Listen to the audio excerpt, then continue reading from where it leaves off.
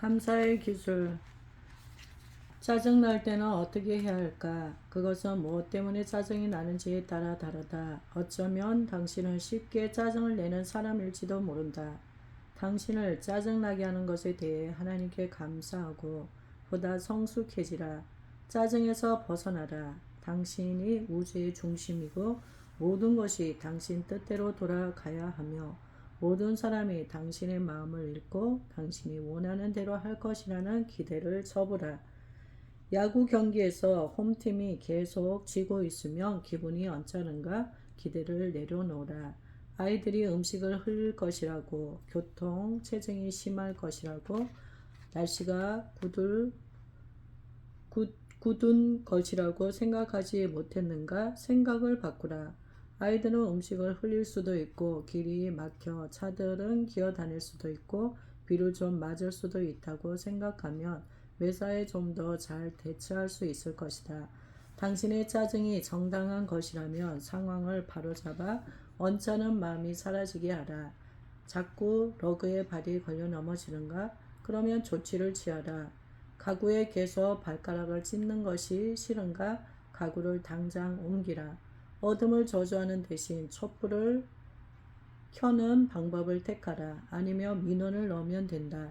집 앞 도로에 생긴 구멍 때문에 마음이 불편한가? 민원센터에 신고하라. 그리고 당신의 유익을 위해 이 짜증스러운 상황들을 사용하시는 하나님께 감사하라. 하나님은 이런 상황들을 사용하셔서 당신이 해결책을 찾아내게 하시고 천국에 대한 당신의 소망이 더 깊어지게 하신다. 가까운 사람이 엄청난 비극을 겪었을 경우 이런 상황에서 어떻게 감사해야 할까? 사랑과 연민으로 그 사람을 대하라. 모든 일에 대해 항상 감사해야 한다는 말은 이런 상황에서 당신의 입에서 나오는 첫 마디가 감사의 말이어야 한다는 뜻이 아니다. 고통을 당한 사람 곁에 있어주라. 그 사람과 함께 슬퍼하라. 포옹과 눈물은 그 상황에서 감사를 없애는 것이 아니라 오히려 슬픔을 당해도 항상 기뻐할 수 있는 여지를 마련해 준다. 적당한 때에 성령님이 당신에게 무슨 말을 해야 할지 알려주실 것이다. 사랑하는 사람들이 테러리스트에게 붙잡혀 박해를 당하고 있는가? 슬퍼하고 중지하라. 그리고 거기서 끝내지 않으실 선하시고 위대하신 하나님의 주권을 온전히 바라보라. 교회에 문제가 생겼을 경우 어떻게 해야 할까? 문제에 대해 하나님께 감사하라. 하나님을 의지하라. 기도하라. 교회는 당신의 것이 아니다. 교회의 주인 되시는 하나님께 기도하라. 그리고 당신이 알고 있는 사실이 확실한 것인지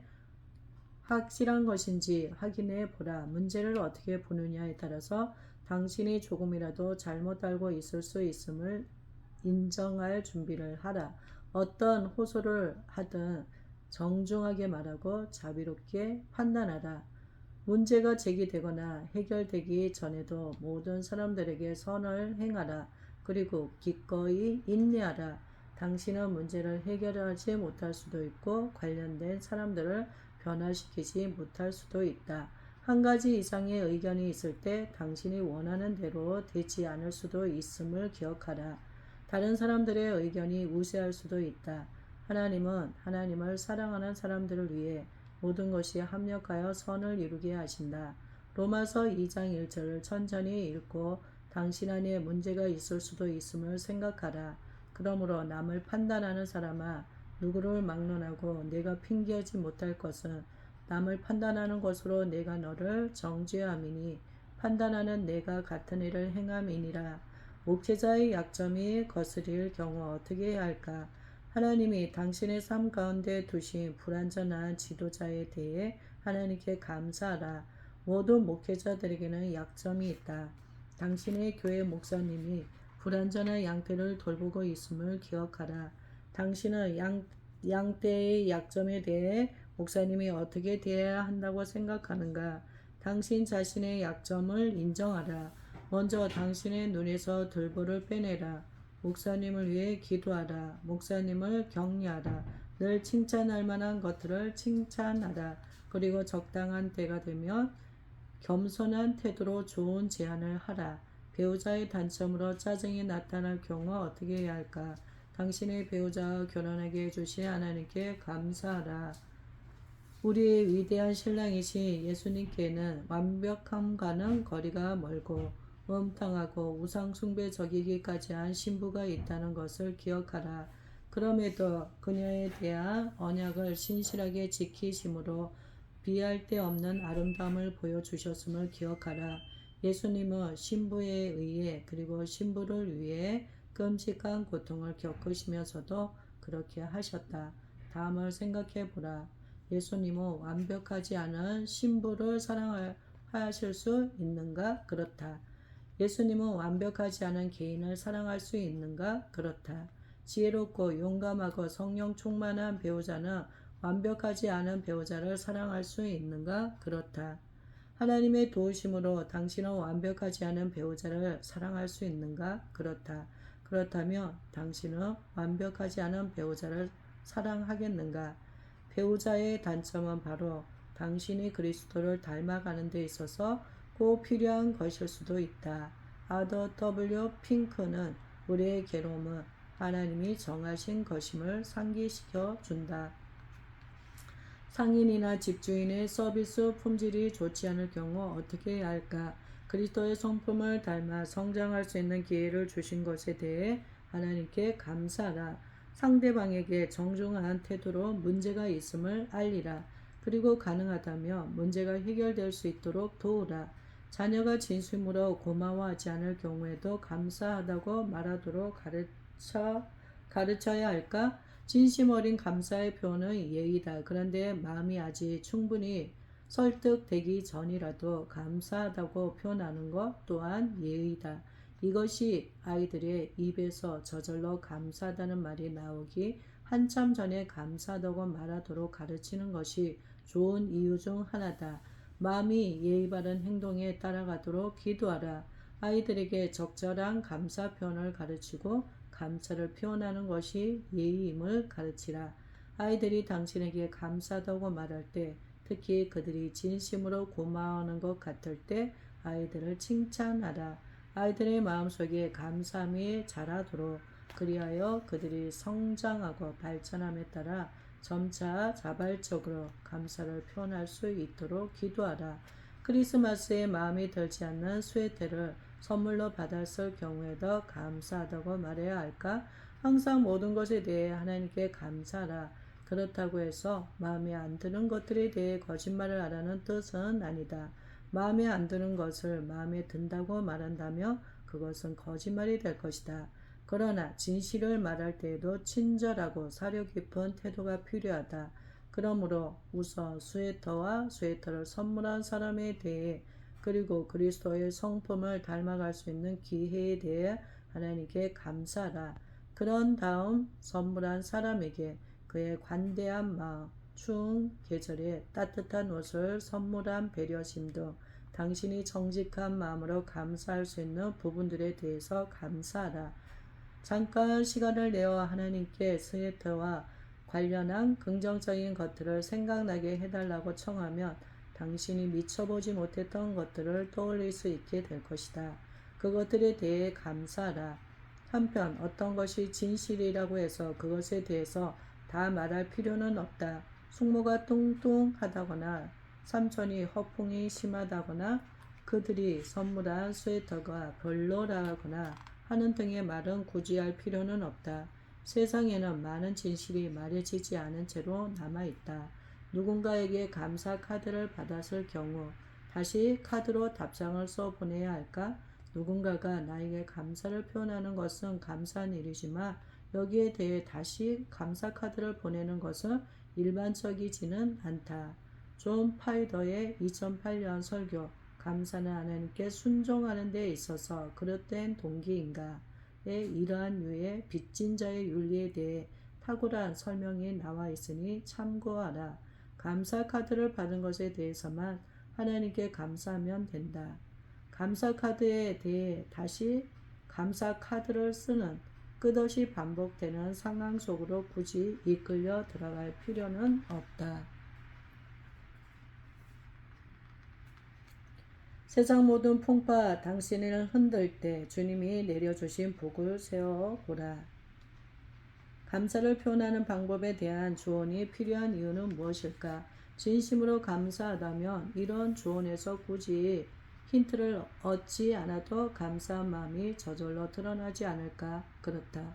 그러나 성경은 변화된 마음에서 우러나오는 사랑의 행위에 대해 말하고 있지만 그럼에도 권유와 명령을 포함해서 어떻게 사랑을 실천할 것인지에 대한 많은 교훈도 주고 있음을 기억하라.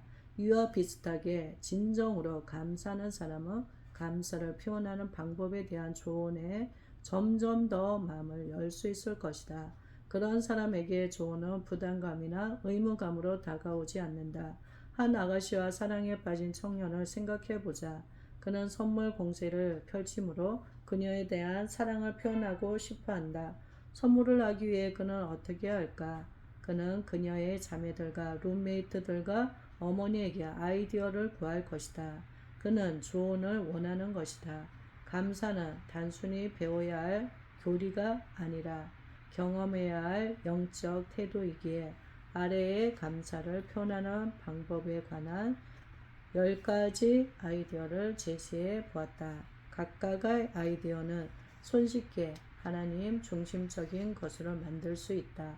예를 들어 좋은 설교를 듣고 목사님께 감사할 때 목사님의 신실한 설교를 듣게 해주신 하나님께 감사합니다와 같은 말을 하거나 그 설교자가 행하는 선한 일의 중심에 하나님을 두는 표현을 사용하는 것이다.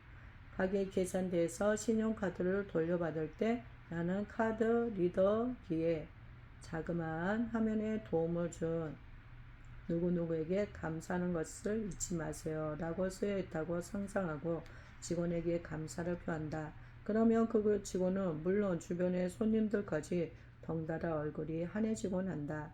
까다로운 손님들을 많이 응대하는 서비스직 종사자들을 기운나게 해주는 것은 어떨까? 교회에서 예배드릴 때 나는 나중에 잊지 않고 감사를 전하려고 항상 주보에 감사해야 할 사람들을 적어 놓는다. 예를 들며 신실하고 시의적절한 설교를 한 목사님, 아름다운 음악을 들려준 연주자들, 교회에 처음 나온 사람들을 따뜻하게 맞아준 아내, 위원들, 커피포트에 커피가 부족할 때마다 다시 채워준 사람들 등에게 감사를 표한다. 추수감사절이나 크리스마스 때 교회를 아름답게 장식해 주는 사람들에게 감사의 표를 전하라. 분위기를 바꾸고 변화를 만들어준 사람들에게 감사하라. 선물 받은 것들에 대해 그 선물을 준 사람에게 감사하라. 직장 상사와 동료, 부하 직원들에게 감사하라. 나는 누구누구를 당연하게 생각하지 않겠다라고 소리내어 말하라. 그리고 실천하라. 당신이 살고 있는 지역의 시장에게 그의 시정 활동에 대해 감사하는 편지를 쓰라. 지금까지 한 번도 감사해 본 적이 없는 것들, 예를 들면 신체의 부위나 세포의 구성 요소, 시중에 판매하는 제품, 친척의 이름, 원소, 약속, 시구, 한 소설 등에 대해 하나님께 감사하라. 식사 기도를 할 때 눈을 뜨고 접시에 담긴 음식 하나하나를 보며 하나님께 감사하라. 껍질째 구운 감자, 아스파라거스 봉우리, 프렌치 드레싱에 버무린 토마토 등에 대해 구체적으로 감사하라. 도시 지도자와 접촉하여 구체적인 어떤 것에 대해 즉 최초의 도로 보수 공사라든가 경찰과 교육, 새 도로 표지판 같은 것들에 대해 감사하라. 감사하는 마음이 날로 커지도록 하나님께 기도하라. 지금 바로 하나님께 청하라. 요구하는 기도문이 아닌 감사와 찬양만으로 이루어진 기도문을 쓰라. 자녀나 손주들에게 나는 감사하는 사람이 되고 싶어. 내가 누구에게 감사해야 한다고 생각하니? 라고 구체적으로 물어보라. 그런 다음 그대로 실행에 옮기라. 다음에 교회에 갈 때 누구에게 무엇에 대해 감사할지 살펴보라. 당신을 짜증나게 하는 것 하나를 떠올리라.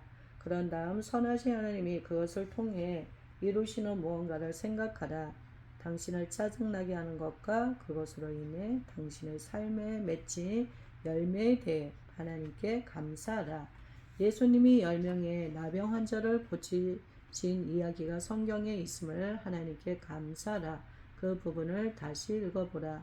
예수님께 감사한 한 명의 나은 자나 감사하지 않은 다른 나은 자 중 한 명의 시각으로 짤막한 이야기를 써보라. 수세기 동안 금지되고 불태워지고 일부가 잘려나가는 과정을 겪은 성경을 지금껏 보존해 주신 것에 대해 하나님께 감사하라. 육체적인 것이든 감정적인 것이든 당신의 인생에서 가장 고통스러웠던 경험을 떠올려 보라. 그런 다음 야고보서 1장 2절에서 4절, 로마서 5장 3절에서 5절, 고린도후서 4장 17절에서 18절 같은 성경 구절들을 읽으라. 당신이 겪은 고통을 통해 하나님이 당신의 삶 가운데 이루신 것들에 대해 하나님께 감사하라. 예수님이 이루 말할 수 없는 고통을 견디신 것에 대해 감사한 마음을 표현하라. 당신이 하나님의 아들의 형상을 본받게 하기 위해 모든 것을 사용하신 하나님께 감사하라. 하나님이 당신의 삶 가운데 허락하신 가장 큰 시련 중 하나를 생각하라. 그리고 당신이 예수님의 성품을 닮아가도록 돕기 위해 그 시련을 사용하신 하나님께 감사하라. 감사를 주제로 한 찬송가 가사를 써보라. 경찰관을 만나면 그가 당신의 안전을 위해 일상적으로 위험한 상황을 마주하는 데 대해 감사하라. 주유소나 편의점 같은 곳에서 경찰관들을 만나면 커피라도 사라. 감사 카드와 봉투를 여러 장 구비해 놓으라. 눈에 잘 안 띄는 곳에 보관하지 말고 언제든 바로 사용할 수 있도록 한 장이라도 꺼내 놓으라.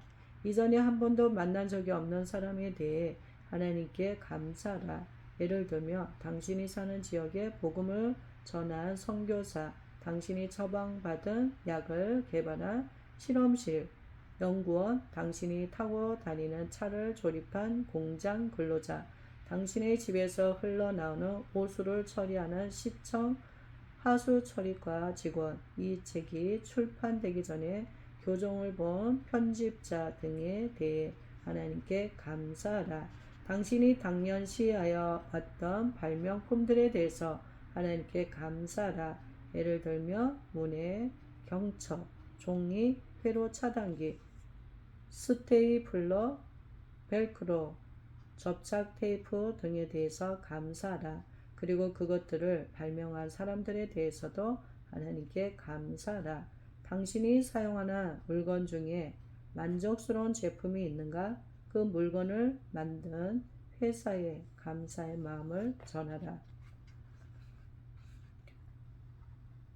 식당에서 종업원에게 팁만 건네지 말고 감사의 말도 함께 건네라. 공공화장실을 청소하거나 상가 주변에 쓰레기를 줍거나 공원의 쓰레기통을 비우는 미화원들을 보며 그들의 수고로 주변이 깨끗해진 것에 대해서 감사하라. 추수감사절의 가족 모임에 대해 감사하는 짤막한 열설문을 써보라. 아마도 각 가족 구성원의 특별한 점에 대해 하나님께 감사하게 될 것이다.